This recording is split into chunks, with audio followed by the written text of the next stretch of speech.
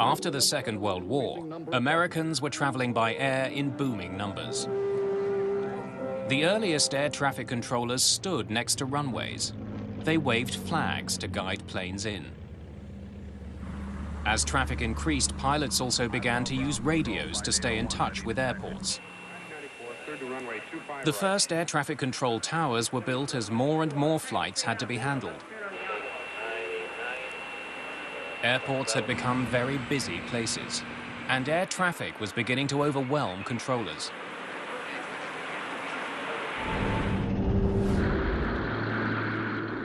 June the 30th, 1956. Los Angeles International Airport. TWA Flight 2 lifts off eastbound for Kansas City.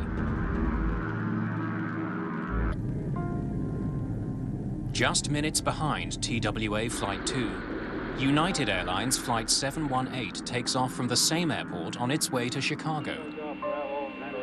The system to track both of the planes is far from high-tech. The pilots radio their position to company dispatchers. Controllers use this information to get a rough idea of their flight paths.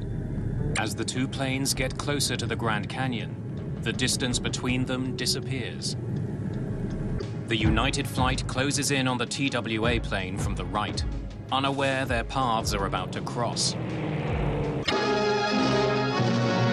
The Grand Canyon is a graveyard for 128 passengers and crew of two airliners which crashed on peaks little more than a mile apart.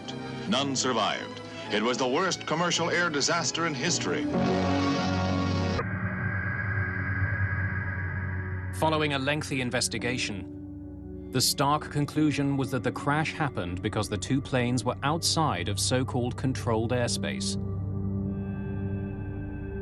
Once the planes left the small area being monitored by controllers, no one was paying attention to where they were.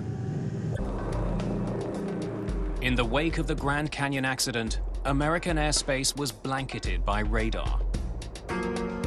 Planes were more stringently confined to air corridors, highways in the sky.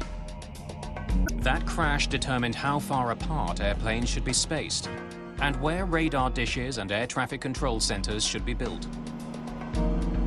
It also resulted in the formation of the Federal Aviation Administration, the FAA. But now, 50 years later, the system needs to change again.